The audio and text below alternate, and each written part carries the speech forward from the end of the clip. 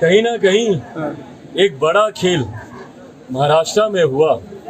देखिए, मैं इस बात का पक्षधर तो खैर कभी नहीं रहा हूँ कि चुनी हुई सरकारों को कोई अस्थिर करने का कार्य करे, पर वहीं पर क्योंकि मैं खुद भुक्तभोगी हूँ और मैं जानता हूँ कि ऐसे परिवर्तन तभी होते हैं जब आपके अपने आप को धोखा देते हैं। यहाँ पर किसी तीसरे या चौथे पर उंगली उठाने का सवाल नहीं उठता। मैंने भी, जब मेरी पार्टी में फूट हुई थी, उस वक्त भी मैंने किसी तीसरे या चौथे पर उंगली नहीं उठाई थी। मैंने किसी को पर दोषारोपण नहीं किया था, क्योंकि मेरे अपनों ने धोखा दिया। अगर मेरे अपने मेरे साथ होते तो दुनिया की कोई ताकत मेरी पार्टी, मेरे परिवार को नहीं तोड़ सकती थी। वैसे ही शिवसेना में अगर उनके अपने उनके साथ होते तो कोई तीसरा इस मौके का फायदा नहीं उठा सकता था। परिस्थितियां ऐसी बनी, और ऐसी परिस्थितियों का लाभ अगर कोई राजनीतिक दल नहीं ले तो ये भी बेवकूफ़ी ही होगी।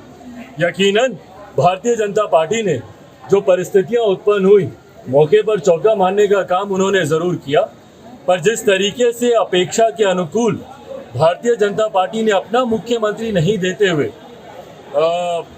एकनाथ शिंदे जी को जिस तरीके से मुख्यमंत्री पद दिया, ये मुझे लगता है कि एक बड़ी राजनीतिक सोच को दर्शाता है। यकीनन आने वाले समय में वहाँ पर लोकल बॉडी के चुनाव हैं, बीएमसी के चुनाव हैं। तमाम बातों को मद्देनज़र रखते हुए भाजपा ने ये एक बड़ी पहल की है, पर इसमें मैं किसी को दोष दूं नहीं। ये परिस्थिति थी और ये परिस्थितियों को उत्पन्न अपनों ने ही किया। शिव सैनिकों ने, उनकी अपनी पार्टी, उनके अपने दल के नेताओं ने ही किया, जिस पर ज़रूर भाजपा ने मौके को उन्होंने अपने पक्ष में किया। और जिस तरीके से वहाँ पर आज एनडीए की ही मैं कहूँगा कि सरकार आज वहाँ पर अब बनी है, महाविकास आघाड़ी की तो सरकार वहाँ पर रही नहीं।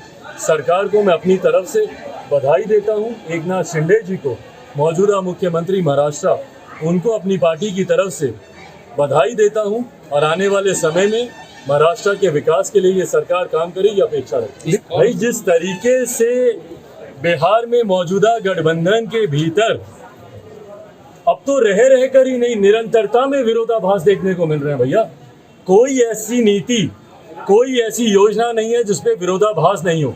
हम लोग पेगासस के वक्त से सुनते आ रहे हैं, जातिगत जनगणना को लेकर हो, जनसंख्या निरंतर कानून को लेकर हो, विशेष राज्य के दर्जे के मुद्दे पर हो, या फिर अग्निवीर अग्निपथ योजना को लेकर हो। कौन सा ऐसा विषय है जहां पर मौजूदा सरकार के घटक दलों के बीच में ही विरोधाभास देखने को नहीं मिलता हो? भारतीय जनता पार्टी और जनता दल यूनाइटेड, और अब तो भैया ये सुनी सुनाई बात नहीं है, प्रखर होकर, मुखर होकर बड़े नेता बोल रहे हैं। मुख्यमंत्री जी की नीतियों का विरोध अब सिर्फ चिराग पासवान ही नहीं करता, भारतीय जनता पार्टी के वरिष्ठ नेता करते हैं।